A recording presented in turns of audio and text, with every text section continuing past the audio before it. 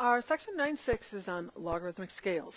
Now that we're getting used to how you change from exponential to logarithmics, we'll get a little more practice in that, along with the equations, and as well as we're going to really spend some time with real-life applications of pH, decibel, and the Richter scale will be part of our assignment tonight.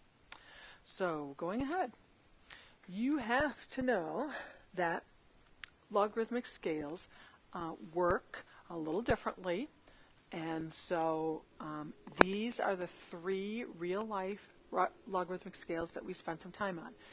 Richter scale, we know that's for earthquake intensity. pH scale, acid and alkalinity of different substances, and I have a pH scale down there below if you're not used to seeing one, and then the decibel scale dealing with sound intensity. So those are three common scales, and we'll do quite a few examples, and there's some scales written in the book for you to use as well. So the big thing that you need to understand between the two, we've got the logarithmic versus the linear scale. So when we say we have a logarithmic scale, which we know is related to exponentials, okay, so look at the gray. If I'm on a logarithmic scale, when I go from one interval to the other, here, I'm not just having a constant difference. You know, I'm not just add 2, add 2, add 2. We're looking at, oh, these are powers of 10. 10 to the first, 10 to the second, 10 to the third, 10 to the fourth. So the difference is a multiply that's going on. Versus if we were on a linear scale, which is what we've been working with most of the year, and it was a linear scale counting by tens, as the example here in purple. You can say that, yeah, when I do go up here, I've got to add 10, add 10, add 10 all the way up. But these two scales are in comparison, they're supposed to be similar, and they're not. So if you compare them and you went up 10 on a linear scale, that would be a power of 10 on a logarithmic scale. So let's just say if I'm going from a 10 to a 40. So we're thinking, oh, that's only 30. You know, 30 is not that big. But on a logarithmic scale, that's going from a 10 to a 10,000, which is huge. And that's why when we talk, for example, the decibel scale, and this could very easily be the decibels, 10, 20, 30, 40, 50, is our common linear scale we use for decibels.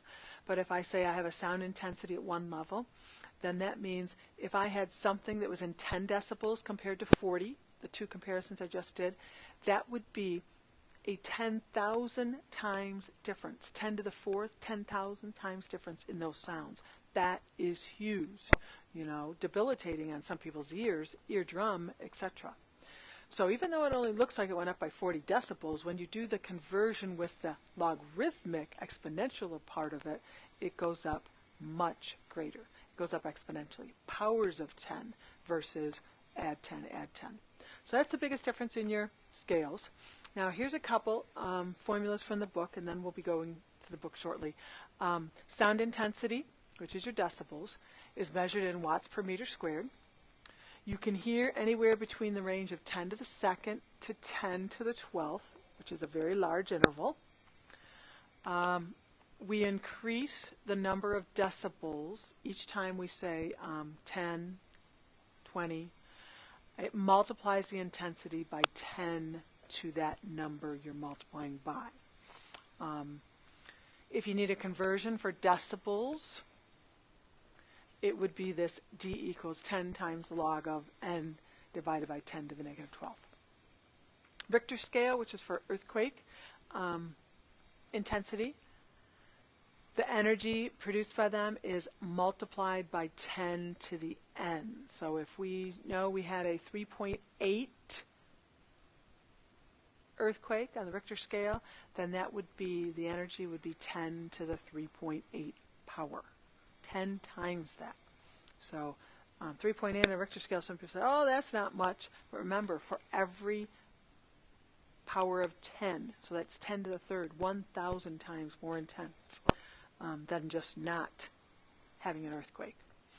The pH scale, which a lot of you have worked with in your science classes, measures the acidity and alkalinity of a substance. You've got your pH equals the negative log of the positive hydrogen ions. Those are the formulas you're going to be using. So at this point, go ahead and take your notes, and if you haven't read from the book, please do so, because we're going to be answering some basic questions off the charts and tables in our books before we go to our homework. So that's all for now. Bring any questions you have about logarithmic and linear scales to class.